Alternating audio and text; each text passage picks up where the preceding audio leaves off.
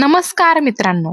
डोळ्याखाली काळी वर्तुळं, सतत चिडचिड होणं, पचन बिघडणं, ऍसिडिटी, डोकेदुखी, केस गळणं आणि सकाळी उठल्यानंतर देखील अजिबात फ्रेश न वाटणं. जर या तक्रारी तुमच्याही आयुष्यात वाढत असतील, तर कदाचित समस्या औषधांची नाही, डाएटचीही नाही, तर त्या सगळ्यांची मुळाशी असलेली एकच गोष्ट आहे. ती म्हणजे अपूर्ण झोप. होय, आपण शरीराला चांगलं अन्न देण्याचा विचार करतो. पण शरीराला मिळणारी सर्वात मोठी उपचार प्रक्रिया म्हणजे शांत, सलग आणि गाढ झोप. आजच्या या व्हिडिओमध्ये आपण जाणून घेणार आहोत शांत झोप मिळवण्यासाठी आवश्यक असणाऱ्या 5 वैज्ञानिक आणि आयुर्वेदिक सवयी, ज्या तुम्ही रोजच्या जीवनात सहज लागू करू शकता. झोप इतकी महत्वाची का? झोप ही फक्त विश्रांती नाही. झोपताना शरीरात अनेक दुरुस्ती प्रक्रिया चालू असतात. मेंदू दिवसभराची माहिती व्यवस्थित करतो. हार्मोन्स संतुलित होतात. पेशी स्वतःची दुरुस्ती करतात. मानसिक ताण कमी होतो. जर झोप नीट झाली नाही तर शरीर सतत स्ट्रेस मोड मध्ये राहतं आणि मग सुरू होतात लहान सहान समस्या, ज्या हळूहळू मोठ्या आजारांमध्ये बदलतात. नंबर 1, पचन आणि झोप यांचा संबंध. शांत झोप हवी असेल तर सर्वात आधी लक्ष द्यायचं ते पोटावर, कारण पोट शांत असेल तरच मन शांत राहतं. रात्री खूप जास्त जेवल्यावर काय होतं? अन्न पोटात भरून राहतं, डायफ्रॅमवर दाब येतो, छाती जड वाटते. काही लोकांना असं वाटतं कोणी छाती दाबत आहे.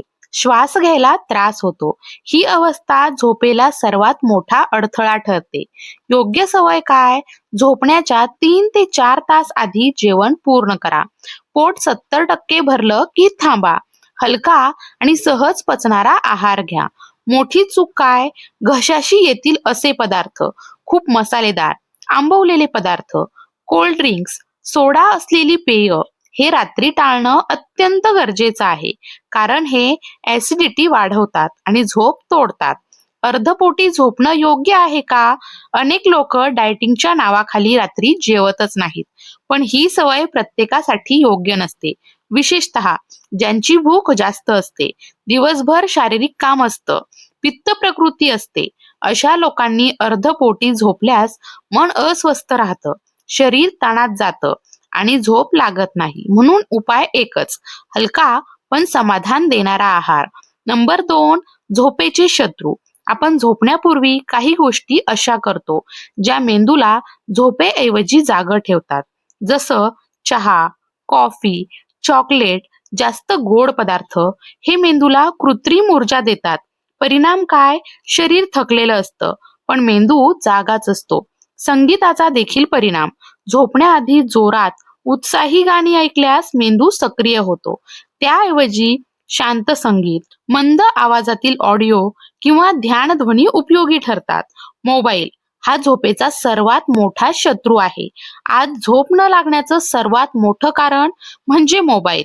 सोशल मीडिया स्क्रोल करताना वेळ कसा जातो कळतच नाही.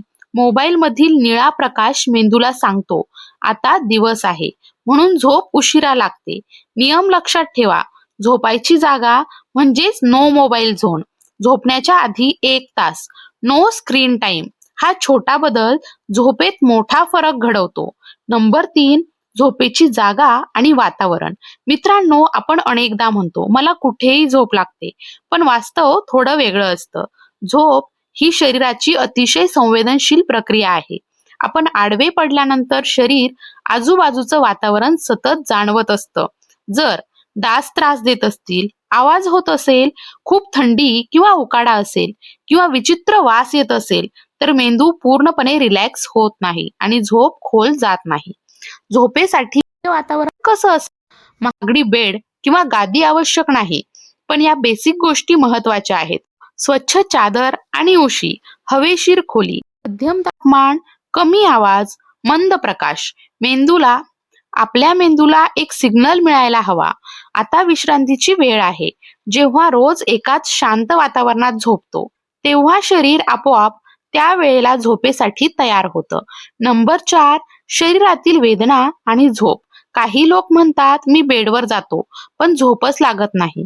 कारण काय असतं? शरीर पूर्णपणे आरामात नसतं. उदाहरणार्थ डोकेदुखी, पाठदुखी, सांधेदुखी, पायात गोळे येणं, दातदुखी. अशा वेदनांमध्ये शरीर सतत अलर्ट राहतं. मेंदू झोपेची प्रक्रिया सुरूच करत नाही. महत्वाची गोष्ट, काही आजारांमध्ये त्रास रात्री वाढतो, खोकला आडवे झाल्यावर वाढतो, दम लागतो, त्वचेची खाज वाढते.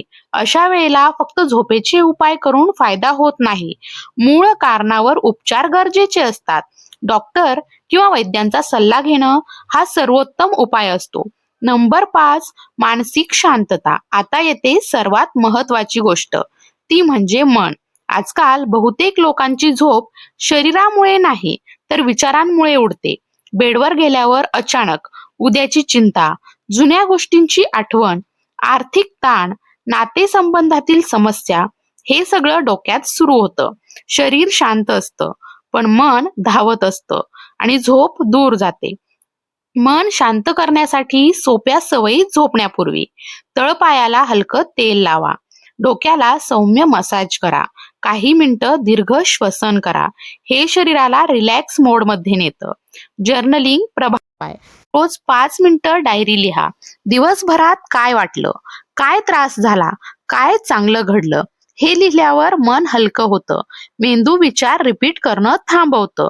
मदत घेणं चुकीचं नाही. जर सतत बेचैनी, चिंता, उदासी, झोप न लागणं असं होत असेल तर समुपदेशक किंवा तज्ञांची मदत घेणं हा कमजोरीचा नाही तर शहाणपणाचा निर्णय आहे. जीवनशैली आणि झोप एक महत्वाची गोष्ट. दिवसभर शरीराने काम केलं नसेल तर रात्री झोप लागत नाही. जर एखादी व्यक्ती दिवसभर बसून असेल, शारीरिक हालचाल कमी असेल, जास्त विश्रांती घेत असेल तर शरीराला झोपेची गरजच वाटत नाही. म्हणून रोज चालणं, हलका व्यायाम, घरकाम, सक्रिय दिनचर्या हे नैसर्गिक झोप आणतात. शांत झोपेचा फॉर्म्युला. तर मित्रांनो, शांत झोप ही गोळी किंवा औषधाने मिळत नाही, ती मिळते योग्य सवयींनी. लक्षात ठेवा, पोट शांत, मन शांत, शरीर रिलॅक्स, मोबाईल पासून अंतर, नियमित दिनचर्या, ही 5 सूत्र पाळली तर झोप आपोआप सुधारते.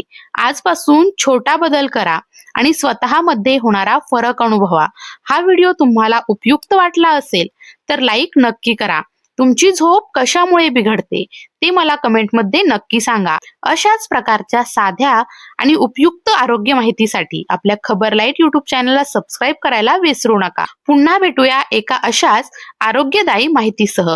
तोपर्यंत स्वस्थ रहा, आनंदी रहा आणि शांत झोपा. धन्यवाद.